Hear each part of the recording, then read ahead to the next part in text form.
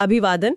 आज हम एक किताब है शेयर मार्केट गाइड हिंदी, उसकी समीक्षा पर बात कर रहे हैं। नमस्कार। और ये समीक्षा ना एक बड़ा कॉमन सवाल उठाती है, क्या शेयर बाजार बस मतलब अमीरों के लिए है? हाँ। समीक्षा का दावा है कि ये किताब इस सोच को बदल सकती है, आम इंसान को भी मार्केट समझने में हेल्प कर सकती है। हाँ बिल्कुल। तो चलिए देखते हैं समीक्षा में क्या है, ये किताब कैसे शेयर बाजार को आसान बनाती है जैसा ये कह रही है। जरूर, ये विषय वैसे भी बहुत जरूरी है। वित्तीय साक्षरता खासकर हमारे यहाँ एक बड़ी चुनौती है। सही बात है। लोग अक्सर शेयर बाजार को बहुत मुश्किल और जोखिम भरा मानते हैं। हाँ। सोचते हैं बस एक्सपर्ट ही यहाँ कामयाब हो सकते हैं। हाँ। तो अगर कोई किताब इसे आसान बनाने का दावा कर रही है तो ये जानना दिलचस्प होगा कि कैसे, क्या बस ऊपर ऊपर से या वाकई में बेसिक फंडे क्लियर करती है। समीक्षा सबसे पहले तो किताब की सिंप्लिसिटी मतलब सादगी पर बहुत जोर देती है। अच्छा। एक खास बात जो मुझे लगी वो ये है कि लेखक कहता है शेयर बाजार को लॉटरी या कोई स्कीम मत समझो, इसे एक बिजनेस की तरह देखो। ये नजरिया मुझे काफी अच्छा लगा, क्योंकि ज्यादातर लोग तो यही सोचते हैं कि ये सट्टा है। हाँ, ये बिजनेस बनाम जुआ वाली मानसिकता, ये बहुत ही बुनियादी फर्क है, बहुत महत्वपूर्ण। सही। जुए में क्या होता है, लोग बस अंदाजे से रातों रात अमीर बनने के चक्कर में पैसा लगा देते हैं, किस्मत के भरोसे। हाँ। और बिजनेस माइंडसेट मतलब आप विश्लेषण करते हैं, कंपनी को समझते हैं, कितना जोखिम है ये देखते हैं और लंबे समय के लिए सोचते हैं। बिल्कुल। तो अगर समीक्षा ठीक कह रही है कि किताब इसी बिजनेस वाली सोच पर फोकस करती है, तो ये नए निवेशकों के लिए एक मजबूत नींव तैयार कर सकती है।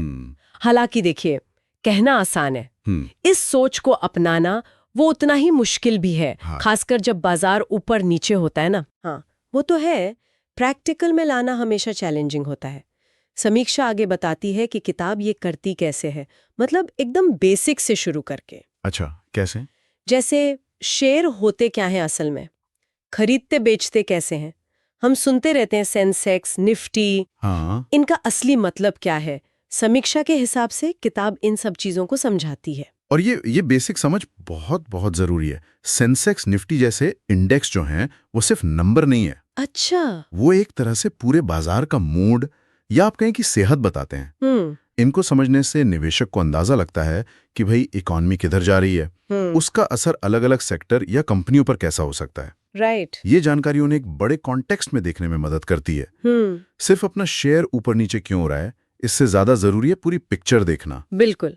समीक्षा में एक और बात है जो मुझे दिलचस्प लगी। बताइए। वो कहती है कि किताब ये भी क्लियर करती है कि कैसे एक छोटा निवेशक, मतलब जिसके पास शायद ज्यादा पैसे नहीं हैं, हाँ। वो भी देश की बड़ी बड़ी जानी मानी कंपनियों में हिस्सेदार बन सकता है। ये बात अपने आप में काफी एम्पावरिंग है। निश्चित रूप से ये बात तो सीधे सीधे फाइनेंशियल इंक्लूजन मतलब वित्तीय समावेशन से जुड़ती है। ये जो धारणा है ना कि बाजार सिर्फ बड़े खिलाड़ियों के लिए, ये बहुत से छोटे निवेशकों का हौसला तोड़ देती है। सही बात है। जब उन्हें ये समझ आता है कि वो भी अपनी कैपेसिटी के हिसाब से अच्छी कंपनियों की ग्रोथ स्टोरी का हिस्सा बन सकते हैं, हाँ। तो उनका कॉन्फिडेंस बढ़ता है। यस। ये न सिर्फ उनके लिए वेल्थ क्रिएशन का एक रास्ता खोल सकता है, बल्कि इकोनॉमी में उनकी भागीदारी भी बढ़ती है। हाँ, एक तरह का इकोनॉमिक डेमोक्रेटाइजेशन कह सकते हैं इसे। बिल्कुल बिल्कुल, आर्थिक लोकतंत्रीकरण सही शब्द है। समीक्षा इसे वित्तीय स्वतंत्रता की ओर एक रोड मैप जैसा देखती है। चलिए अब जरा उन मुख्य सीखों पर आते हैं जो समीक्षा ने किताब से निकाली हैं। हाँ जरूर, शायद उससे वो बिजनेस मानसिकता वाली बात और साफ होगी। हाँ, ये महत्वपूर्ण होगा।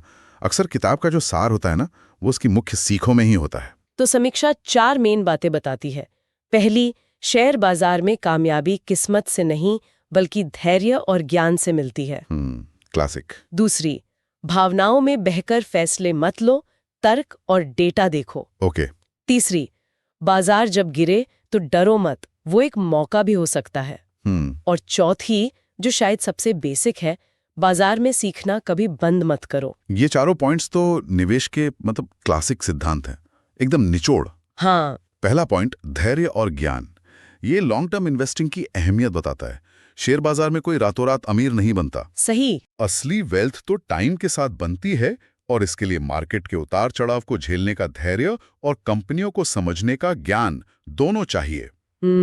अक्सर लोग क्या करते हैं, जल्दी रिजल्ट नहीं मिला तो धैर्य खो देते हैं और ज्ञान का मतलब सिर्फ इंफॉर्मेशन नहीं, बल्कि उसे सही तरह से इस्तेमाल करने की समझ है। और वो दूसरा पॉइंट, भावनाओं पर काबू रखकर तर्क और डेटा का इस्तेमाल, सुनने में तो बहुत अच्छा लगता है। हाँ, पर जैसा आपने पहले भी कहा, क्या ये असल में मुमकिन है? जब मार्केट गिर रहा हो या सब एक ही शेयर के पीछे भाग रहे हो, तो इमोशन से बचना मुश्किल नहीं है? बहुत मुश्किल है। यहीं पर इन्वेस्टमेंट साइकोलॉजी यानी निवेश मनोविज्ञान का रोल आता है। अच्छा। डर और लालच, ये दो भावनाएं हैं जो निवेशकों से सबसे ज्यादा गलतियां करवाती हैं। डर में लोग अच्छी कंपनियों के शेयर भी नुकसान में बेच देते हैं, जिसे पैनिक सेलिंग कहते हैं। हाँ, सुना है। और लालच में आकर या तो बहुत महंगे शेयर खरीद लेते हैं या फिर किसी ऐसी चीज में पैसा लगा देते हैं जिससे वो समझते ही नहीं। झुंड के पीछे भागना, हर्ड मेंटालिटी। बिल्कुल। तो समीक्षा का ये कहना कि किताब तर्क और डेटा पर जोर देती है, ये महत्वपूर्ण है। इसका मतलब है कि किताब शायद निवेशकों को अपनी इमोशनल रिएक्शंस को पहचानने और उन्हें कंट्रोल करने के तरीके सिखाने की कोशिश करती है। अच्छा। ये एक डिसिप्लिन्ड अप्रोच बनाने की बात है। आसान नहीं है, पर जरूरी है। खुद को जानना पहला कदम है इसमें। तीसरा पॉइंट भी कम इंटरेस्टिंग नहीं, गिरावट को अवसर समझना। आमतौर पर तो जब मार्केट गिरता है तो खबरें भी नेगेटिव होती हैं, डर का माहौल होता है। हाँ, ऐसे में मौका देखना तो एकदम उल्टी सोच लगती है। हाँ, और यही सोच है जो अनुभवी और सफल निवेशकों को बाकी लोगों से अलग करती है। वॉरेन बफेट का वो फेमस कोट है ना, कौन सा? जब दूसरे लालची हो तो डरो, और जब दूसरे डर रहे हो तो लालची बनो। यहाँ लालची बनने का मतलब है अवसर पहचानना। गिरावट का मतलब होता है कि अच्छी मजबूत कंपनियों के शेयर भी आपको सस्ते दाम पर मिल सकते हैं। लेकिन यहाँ एक पेच है। क्या? ये मौका सिर्फ उनके लिए है जिन्होंने अपना होमवर्क किया है, मतलब कंपनियों को स्टडी किया है, उनका विश्लेषण किया है और उन्हें उनकी असली कीमत, इंट्रिंसिक वैल्यू का कुछ अंदाजा है। इसे ही वैल्यू इन्वेस्टिंग कहते हैं। ऐसी कंपनियां ढूंढना जिनके शेयर की कीमत उनके असल मूल्य से कम लग रही हो। समझ गए। बिना रिसर्च के गिरते बाजार में पैसा लगाना खतरनाक भी हो सकता है। तो गिरावट अवसर है, पर सिर्फ तैयार निवेशक के लिए। ये क्लैरिफिकेशन जरूरी था। मतलब आंख बंद करके नहीं कूदना है। बिल्कुल नहीं। और चौथा पॉइंट, सीखते रहना। ये तो खैर हर फील्ड के लिए सच है। बिल्कुल, लेकिन फाइनेंस और इन्वेस्टमेंट की दुनिया में ये शायद और भी ज्यादा अहम है। क्यों? क्योंकि यहाँ कुछ भी ठहरा हुआ नहीं है। इकोनॉमी बदलती है, इंटरेस्ट रेट बदलते हैं, सरकार की नीतियां बदलती हैं, नई टेक्नोलॉजी आती है, दुनिया भर में कुछ ना कुछ होता रहता है। हाँ, बात तो सही है। इन सब का असर बाजार पर पड़ता है। आज जो स्ट्रैटेजी काम कर रही है, जरूरी नहीं कल भी करे। इसलिए जो निवेशक लगातार पढ़ते हैं, सीखते हैं, अपनी जानकारी अपडेट करते हैं और जरूरत पड़ने पर अपनी स्ट्रैटेजी बदलते भी हैं, वे ही लंबे समय में सफल होने की बेहतर उम्मीद रख सकते हैं।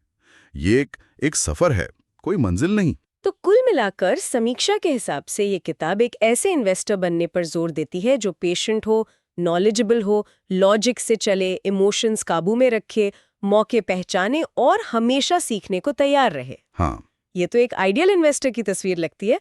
अब सवाल ये है कि समीक्षा के मुताबिक ये किताब असल में है किसके लिए, कौन पढ़े इसे? ये बहुत वैलिड सवाल है। क्या समीक्षा बताती है इस बारे में कुछ? हाँ, इस मामले में समीक्षा काफी क्लियर है। वो कहती है कि ये किताब खास तौर पर उन लोगों के लिए बेस्ट है, एक स्टार्टिंग पॉइंट, जो शेयर बाजार के बारे में बिल्कुल नहीं जानते या बहुत कम जानते हैं। अच्छा, यानी बिगिनर्स। हाँ, और समझना चाहते हैं कि ये सब काम कैसे करता है। मतलब एब्सोल्यूट बिगिनर्स को ध्यान में रखकर लिखी गई लगती है। ये जानकारी बहुत काम की है। कई बार लोग क्या करते हैं, सीधे एडवांस्ड स्ट्रैटेजी या हॉट टिप्स ढूंढने लगते हैं। हाँ, होता है ऐसा। लेकिन मजबूत बेसिक समझ के बिना वे अक्सर या तो फेल होते हैं या फालतू का रिस्क उठाते हैं। तो एक ऐसी किताब जो मुश्किल विषय की नींव आसान तरीके से रखती हो, वो शुरुआती लोगों के लिए मतलब सोने पे सुहागा हो सकती है। सही। ये उन्हें कॉन्फिडेंस देती है और आगे और सीखने के लिए मोटिवेट करती है। जैसे मकान की नींव मजबूत होनी चाहिए, वैसे ही निवेश में भी। और समीक्षा एक और बात कहती है कि किताब भारी भरकम टेक्निकल शब्दों मतलब जागन से बचती है। अच्छा, ये भी अच्छा है। वो सिंपल भाषा और रोजमर्रा के उदाहरण इस्तेमाल करके समझाती है कि पैसा कैसे काम करता है और कैसे बढ़ सकता है। ये उन लोगों के लिए राहत की बात हो सकती है जो फाइनेंस की भाषा से घबराते हैं। ये बहुत बहुत जरूरी पॉइंट है। भाषा की जो दीवार है ना, वो अक्सर लोगों को फाइनेंशियल टॉपिक से दूर रखती है। हाँ, बिल्कुल। अगर कोई किताब मुश्किल आइडियाज को आसान समझ आने वाली भाषा में बताती है, तो वो ज्ञान को मतलब सब तक पहुंचाने में मदद करती है। सीखने वाले के नजरिए से ये बहुत अच्छा है। उसे साफ, समझने लायक जानकारी चाहिए, ना कि ऐसी शब्दावली जो उसे और डरा दे या कंफ्यूज कर दे। सही। कॉन्फिडेंस बढ़ाने के लिए जरूरी है कि पहला अनुभव पॉजिटिव और समझने लायक हो। तो इस पूरी बातचीत और समीक्षा के एनालिसिस से हम क्या समझ सकते हैं? ऐसा लगता है कि शेयर मार्केट गाइड हिंदी पर ये समीक्षा एक ऐसी तस्वीर पेश कर रही है जहां ये किताब शेयर बाजार से जुड़े डर और कॉम्प्लेक्सिटी को तोड़ने की कोशिश करती है। समीक्षा के अनुसार ये धैर्य, ज्ञान और लॉजिकल सोच जैसे मूल्यों को बढ़ावा देकर बाजार को सबके लिए, खासकर नए लोगों के लिए आसान बनाने पर फोकस करती है। मेन मैसेज यही है, मुश्किल चीजों को आसान बनाना। सही कहा। समीक्षा का निष्कर्ष यही लगता है कि सही माइंडसेट और बेसिक ज्ञान के साथ शेयर बाजार सिर्फ कुछ खास लोगों का एरिया नहीं रह जाता, हाँ। बल्कि एक ऐसा जरिया बन सकता है जिसमें कोई भी व्यक्ति डिसिप्लिन के साथ हिस्सा लेकर लंबे समय में वेल्थ बनाने की कोशिश कर सकता है। और जैसा आपने बताया, समीक्षा ये इशारा भी करती है कि यह सीखने के सफर का अंत नहीं बल्कि शुरुआत है। हाँ, ये बात भी नोट करने वाली है। समीक्षा के आखिर में ये सवाल भी है कि अगली समीक्षा किस किताब की होनी चाहिए? बेंजामिन ग्राहम की क्लासिक द इंटेलिजेंट इन्वेस्टर, या फिर जेसी लिवरमोर की how to trade in stocks? ये सीधे इशारा है कि शेयर मार्केट गाइड शायद पहला कदम है, इसके बाद और गहराई में जाना होगा। बिल्कुल। तो फिर यहाँ से आगे का रास्ता क्या हो सकता है एक लर्नर के लिए? ये बहुत ही नेचुरल सवाल है। इस समीक्षा के आधार पर ऐसा लगता है कि एक सिस्टमैटिक रास्ता बन सकता है। कैसे? पहला कदम बेसिक सिद्धांत, कॉन्सेप्ट्स और सही माइंडसेट बनाना, जैसा कि ये शेयर मार्केट गाइड हिंदी जैसी किताब समीक्षा के अनुसार देती है। ये नींव मजबूत करना है। ठीक है। दूसरा कदम, फिर लोग अपनी रुचि और गोल्स के हिसाब से आगे बढ़ सकते हैं। जिन्हें लॉन्ग टर्म इन्वेस्टमेंट और कंपनियों के फंडामेंटल एनालिसिस में रुचि है, हाँ, विद द इंटेलिजेंट इन्वेस्टर जैसे क्लासिक्स पढ़ सकते हैं। जिन्हें ट्रेडिंग मतलब शॉर्ट टर्म खरीद फरोख्त और टेक्निकल एनालिसिस में इंटरेस्ट है, ओके, वो उस दिशा में जा सकते हैं जिसके लिए how to trade in stocks जैसी किताबें काम की हो सकती हैं। समझ गया। ये एक क्रमिक बढ़त है फाउंडेशन से स्पेशलाइजेशन की तरफ। लेकिन किसी भी रास्ते पर जाने से पहले पहली सीढ़ी साफ और सीधी होनी चाहिए, जैसा ये समीक्षा इस किताब के बारे में बता रही है। ये एक लॉजिकल प्रोग्रेशन लगता है। बिल्कुल। और शायद यहाँ एक आखिरी विचार जो दिमाग में आता है वो ये है कि ज्ञान लेना एक बात है और उसे लगातार डिसिप्लिन के साथ अमल में लाना बिल्कुल दूसरी बात है। हाँ, ये तो है। खासकर तब जब बाजार में प्रेशर हो या इमोशंस हावी हो रहे हों, तो असली चुनौती शायद यह है जो सिद्धांत इन किताबों में सीखे जाते हैं उन्हें असल जिंदगी की इन्वेस्टमेंट जर्नी में लगातार कैसे लागू किया जाए। ये सवाल तो सोचने वाला है। हाँ, ये सवाल शायद हर निवेशक को खुद से पूछना चाहिए।